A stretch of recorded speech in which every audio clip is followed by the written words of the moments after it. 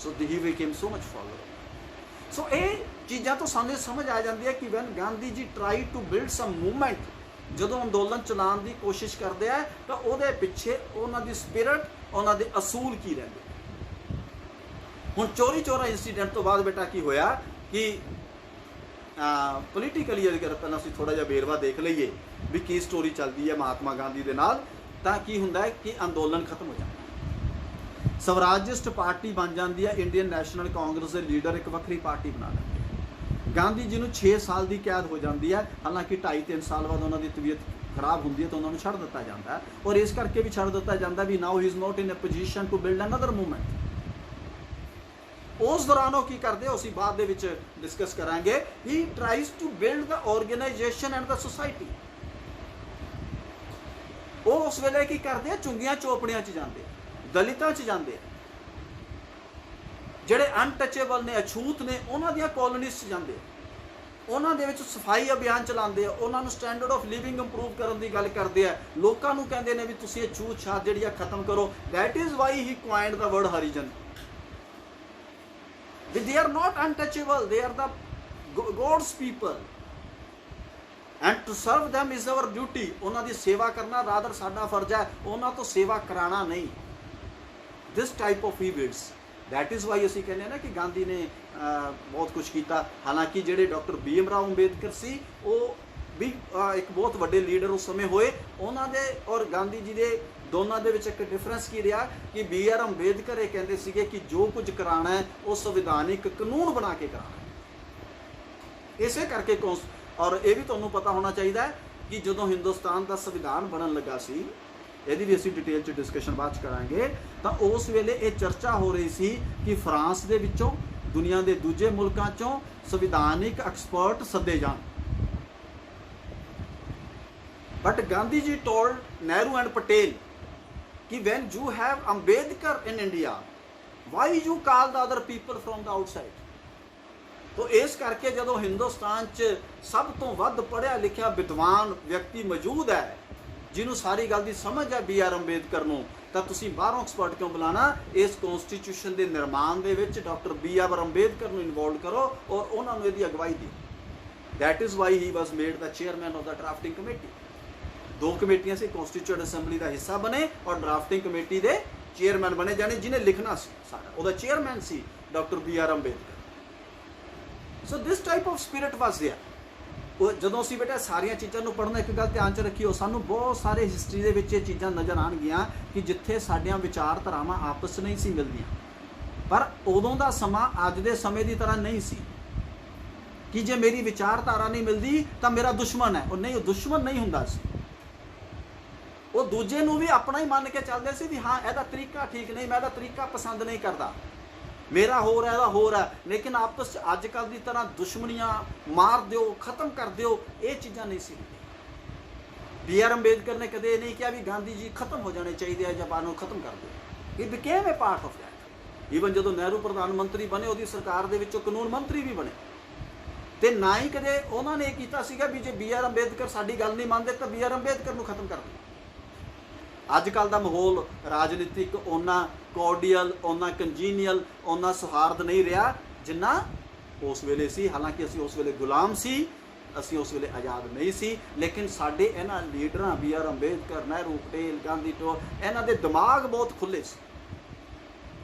वो ओपोजिशन नूं, विरोधी विचारां नूं भी अपने विच समेटण दी ताकत रखदे सी। So this type of he was having the temperament. हुण उस तो बाद की हुंदा है कि असीं देखदे हां कि पोलीटिकली जिहड़े उन्होंने प्रोग्राम चलाए उन्हां दी चर्चा असीं बाद च करांगे। पोलीटिकली की हुंदा है कि 1927 दे विच फैसला किया जाता है कि हिंदुस्तान दे विच एक कमीशन भेजा जाएगा, क्योंकि 19 तो बाद 29 दे विच नवां कानून आना सी भी की तब्दीली की जाए। ਉਹਦਾ उन्होंने साइमन ਨੂੰ भेजा, इस करके उन्होंने साइमन कमीशन कहते हैं। ਉਹਦੇ 'ਚ कोई हिंदुस्तानी नहीं सी। हिंदुस्तानियों ने विरोध किया भी तुहानूं साडियां मुसीबतां दा कौन दसू, सानूं ਉਹਦਾ मैंबर बनाओ, असीं दसांगे हिंदुस्तानियों नूं की चाहिए। उन्होंने कहा भी तुसीं मैंबर नहीं बनना। हिंदुस्तानियों ने साइमन कमीशन का विरोध किया। तुसीं देखते हो कि ਉਹਦੇ 'ਚ लाला लाजपत राय ने लाहौर 'ਚ विरोध किया और जिथे लाठियां बरसाईयां गईयां और 1928 ਦੇ ਵਿੱਚ ਉਹਨਾਂ ਦੀ ਡੈਥ। अंग्रेज़ों ने चुनौती दी भी तुहानू तो कानून बनाना नहीं आता, तुहानू समझ ही नहीं है, तुसी बना के दिखाओ, फिर तुसी एक प्रपोजल दिओ बना के। इंडियन नैशनल कांग्रेस ने उस वेले ड्यूटी लगाई नेहरू दी। नेहरू कौन? पंडित जवाहर लाल नेहरू नहीं, उन्होंने फादर पंडित मोती लाल नेहरू। ये ध्यान च रखनी है गल। तो पंडित मोती लाल नेहरू ने रिपोर्ट तैयार की, उन्होंने कहते नेहरू रिपोर्ट, और 1929 दे विच पेश की गई। और ये इंडियन नैशनल कांग्रेस के इतिहास का पहला मौका सी। 1928 च उन्होंने प्रधान सी पंडित मोती लाल नेहरू, 1929 दे विच प्रधान बने पंडित जवाहर लाल नेहरू, जदों प्यो तो बाद पुत्र पहली बार प्रधान बनया सी। और हजे तक इंडियन नैशनल कांग्रेस द्वारा यह नहीं होया 135 साल कि प्यो तो बाद पुत्र बनया हो, मां तो बाद पुत्र तो बनया, ठीक है, प्यो तो बाद पुत्र नहीं बनया। और 1929 दे विच ही 26 जनवरी 1929 29 च रिपोर्ट दी गई। 26 जनवरी 1930 पूर्ण 29 सर पंडित जवाहरलाल मोतीलाल नेहरू से, उस वक्त पंडित जवाहरलाल नेहरू आए, और 26 जनवरी 1930 डिक्लेयर किया गया कि हिंदुस्तान को पूर्ण स्वराज चाहिए। इसे करके बाद जो संविधान अडोप्ट किया गया वो 26 जनवरी 1950 किया गया, और इसे करके 26 जनवरी को असीं गणतंत्र दिवस मनाते। हुण जदों ये सारी चीज़ डिवेलप हुई, उस दौरान असीं देखते हैं क्रांतिकारी मूवमेंट भी आती है, उस वेले भगत सिंह उन्हों की शहादत भी होंदी है, और उस दौरान सिविल डिसोबीडियंस मूवमेंट भी स्टार्ट होंदी है। और उस दौरान बेटा असीं की देखते हैं कि 3 राउंड टेबल कॉन्फ्रेंसिस भी होंदियां ने। First round table conference, second round table conference, third round table conference, इनू असीं डिटेल दे विच अलग पढ़ांगे। लेकिन पहली राउंड टेबल कॉन्फ्रेंस दे विच की हुंदा है, ये लंडन च हुंदी है 12 नवंबर 1903।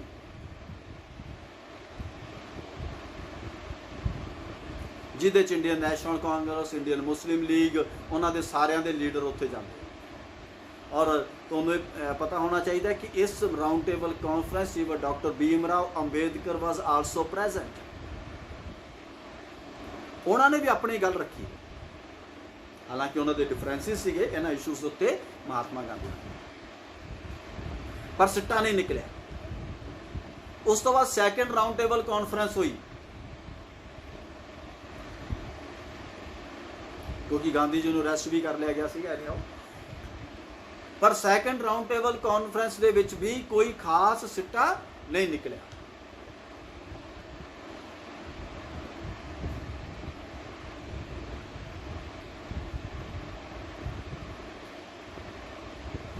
क्यों नहीं निकलिया? क्योंकि second round table conference Indian Muslim league ने कहा कि सानू संप्रदायिक तौर पर अलग चोन प्रणाली चाहिए, पर Mahatma Gandhi did not agree कि ये मैं वंडा नहीं करनी। तो जिस करके सैकेंड राउंड टेबल कॉन्फ्रेंस भी जी सी वो कामयाब नहीं हो सकी।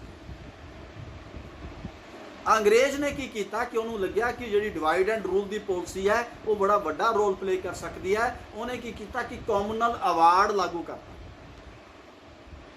कि जिदा मुस्लिम्स नूं अलग सीटां दित्तियां गईयां सी, उदा ही शेड्यूल कास्ट नूं अलग सीटां दित्तियां जाणगियां, और डिक्लेयर करती है भी इन्नियां दित्तियां जाणगियां, यानी हिंदूज नूं डिवाइड करन दी पॉलिसी की। महात्मा गांधी अपोज्ड इट भी ये डिवीजन नहीं होण देनी, ते इस नूं रोकण दे विच कौन रोल प्ले कर सकदा सी? Only doctor Bhimrao Ambedkar. महात्मा गांधी उस टाइम जरवदा जेल पुणे दे विच कैद सी, उन्होंने उत्थे भुख हड़ताल स्टार्ट कर दी, मरण व्रत कर दिता कि मैं इनू एक्सैप्ट नहीं करता, मैं समाज नूं वंडन नहीं देना। कई लोगों ने डॉक्टर भीमराव अंबेडकर नूं अपील की, उन्होंने रिक्वेस्ट की भी तुसीं कोई इहदा हल कढो, तो भीमराव अंबेडकर ने कहा कि मेरा मकसद गांधी की डैथ थोड़ी है, मेरा मकसद तो अपने समाज विच जिन्हां लोकां दे नाल सदियां तो पक्षपात होंदा आया है, जिन्होंने अछूत किया गया, ਜਿਨ੍ਹਾਂ ਦੇ ਨਾਲ ਦੁਰਵਿਵਹਾਰ ਕੀਤਾ ਗਿਆ, ਉਹਨਾਂ ਨੂੰ ਉਹਨਾਂ ਦੇ ਅਧਿਕਾਰ ਦਿਵਾਉਣਾ ਹੈ। ਤਾਂ ਕਾਫੀ ਪਰਸੂਏਸ਼ਨਸ ਤੋਂ ਬਾਅਦ ਉਹਨਾਂ ਦੀ ਇੱਕ ਮੀਟਿੰਗ ਹੋਈ। ਉਸ ਮੀਟਿੰਗ ਬੜੀ ਇੰਟਰਸਟਿੰਗ ਹੈ, ਜਦੋਂ ਤੁਸੀਂ ਉਹਨੂੰ ਪੜ੍ਹੋਗੇ ਤਾਂ ਤੁਹਾਨੂੰ ਬੜਾ ਆਨੰਦ ਆਏਗਾ ਪੜ੍ਹ ਕੇ। ਔਰ ਇੱਕ ਗੱਲ ਬੇਟਾ ਹੋਰ ਧਿਆਨ 'ਚ ਰੱਖਣੀ ਹੈ, ਡਾਕਟਰ ਭੀਮ ਰਾਓ ਅੰਬੇਦਕਰ ਉਮਰ ਦੇ ਵਿੱਚ ਗਾਂਧੀ ਜੀ ਤੋਂ ਬਹੁਤ ਛੋਟੇ ਨੇ, ਕਾਫੀ ਛੋਟੇ। And Gandhi was also a lawyer, Bhim Rao Ambedkar was a DLitt and ਸੀ ਵੈਰੀ ਲਰਨਡ ਪੀ ਮੈਨ, ਬਹੁਤ ਵਿਦਵਾਨ ਆਦਮੀ ਸੀ ਔਰ ਸਮਰਪਿਤ ਸੀਗੇ ਆਪਣੇ ਸਮਾਜ ਦੇ, ਆਪਣੇ ਵਰਗ ਦੇ ਪ੍ਰਤੀ। ਜਦੋਂ ਮਿਲਣ ਲਈ ਗਏ ਤਾਂ ਗਾਂਧੀ ਜੀ ਨੇ ਕਿਹਾ, ਮੈਂ ਇਹਨੂੰ ਬੜਾ ਸ਼ੋਰਟ 'ਚ ਸਮਝਾਉਣ ਦੀ ਭਾਸ਼ਾ 'ਚ ਦੱਸ ਰਿਹਾ, ਕਹਿੰਦੇ ਵੀ ਹਾਂ ਇਹ ਬਤਾਈਏ ਕਿਆ ਕਹਿਣਾ ਹੈ। तो भीमराव अंबेडकर ने की जवाब दिता, क्योंकि वो भी विद्वान सी, कहते भी आपने मुझे बुलाया, आप बताओ। एक देखो ये असीं सीखना की है, अपना असूल भी रखना है, नम्रता भी रखनी है, कदर कीमत भी रखनी है, लेकिन अपनी सैल्फ रिस्पैक्ट भी रखनी है। असीं आम तौर पर की करते हैं कि जा सैल्फ रिस्पैक्ट छड़ दें तो जा बदतमीज हो जाते, जिवें साडे वर्गा हुंदा कहंदा भी तू सद्या, भाषा साडी डिफरेंट हो जाती है, ठीक है। तो इस करके उन्होंने कहा कि आप बताइए। तो जो उन्होंने कहा कि मेरा तो मन के मैं कट शॉट कर रहा कि अखीर दे विच महात्मा गांधी उन्होंने कहते कि भी मेरा काम तो हरिजनस की डिवेलपमेंट है, उन्होंने जीवन पद्धर चकना है। तो अंबेडकर उन्होंने कहते ने भी तुसी की जानते हो अछूत की जिंदगी के बारे। मैं अछूत पैदा होया, मैं अछूत की जिंदगी बतीत की है, मनु पता है भी अछूत की हुंदा। तो महात्मा ने उन्होंने कहा उस वेले भी तुसी अछूत पैदा होए हो, पर मैं अछूत की जिंदगी अडोप्ट की है, मैं उत्थे ही रहना, उन्हां विच जाके रहना। मैं तो पैदा नहीं सी होया, लेकिन मैं उसके बावजूद रहना। तो मेरा भी जिंदगी का लक्ष्य मकसद अछूत की डिवेलपमेंट है, अनटचेबिलिटी को खत्म करना है, ये पक्षपात को खत्म करना है। तो अंबेडकर ने कहा कि जे तुहाडा भी यही मकसद और तुसीं कमिटमेंट करते हो कि करोगे, then I am ready to support. तो महात्मा गांधी ने कहा भी जिन्नियां सीटां तुहानूं अंग्रेज दे रहे हैं, उदों वध सीटां इंडियन नैशनल कांग्रेस के दित्तियां जाणगियां, रिजर्व कीतियां जाणगियां, ताकि तुहाडा भी नुकसान ना होए और समाज भी ना टुटे। ये एग्रीमेंट होया और इस एग्रीमेंट नूं असीं कह दिंदे आ पूना पैक्ट। तो इस तरीके दे नाल उन्होंने समाज नूं उस वेले, नहीं तो 1947 च होर बहुत सारे टुकड़े हिंदुस्तान दे हो जाते जे डॉक्टर भीमराव अंबेडकर वर्गे बंदे महात्मा गांधी दे नाल मिल के इन्नी सूझबूझ नूं ना दिखाते। बट भीमराव अंबेडकर अछूत के प्रति जरूर टची सीगे, उन्होंने अपना वर्क सीगा, उन्होंने लगता सी, but he was a nationalist. अगर तुसी देश भगतां दे विच किसी बंदे दा नाम लोगे तो Bhimrao Ambedkar comes at the top, जिन्हां ने कदे हिंदुस्तान का विरोध कदे नहीं किया, हिंदुस्तान के बारे कदे गलत नहीं बयान दिता, समाज के उस वर्ग नूं उच्चा चक्कण के बारे जो गल्लां कीतियां होणगियां वखरियां। So he was a very great nationalist. और उदों बाद फिर जो थर्ड राउंड टेबल कॉन्फ्रेंस हुई तो वो पास किया गया कि 1935 के विच एक नवा कानून लिया जाएगा और उसके मुताबिक इलैक्शनस करवाए जाएंगे। तो वो मुताबिक फिर इलैक्शनस हुए और 1937 सरकारां बनियां और 1937 तो 1939 तक चलियां। सैकेंड वर्ल्ड वार दे विच जदों जंग स्टार्ट हो गई, अंग्रेज़ों ने कहा इंडिया भी पार्टिसिपेट करूगा, तो इंडियन गवर्नमेंट्स ने कहा कि सानू तो पुछया नहीं। ये डिटेल्स असीं बाद च होर भी पढ़ांगे कि इंडियन मुस्लिम लीग का रोल की रहा, दूजियां का रोल की रहा। खैर एनी हाउ वो सरकारां ने रिजाइन करता और 1942 दे विच फिर क्विट इंडिया मूवमेंट जिहड़ी आ वो स्टार्ट की गई और उस तो बाद Cripps mission and cabinet mission दी प्रपोजल्स आईयां और अल्टीमेटली हिंदुस्तान की आज़ादी के अंदोलन की आखिरी स्टेज आई और 1947 दे विच माउंट बेटन प्लान के नाल हिंदुस्तान की फ्रीडम हुई। ये एक सीक्वेंस ऑफ इवेंट है जिहदे महात्मा गांधी ने अपना रोल प्ले किया। ठीक है, ये मैं तुहानूं अज ब्रीफ च समझा देता। तो कल बेटा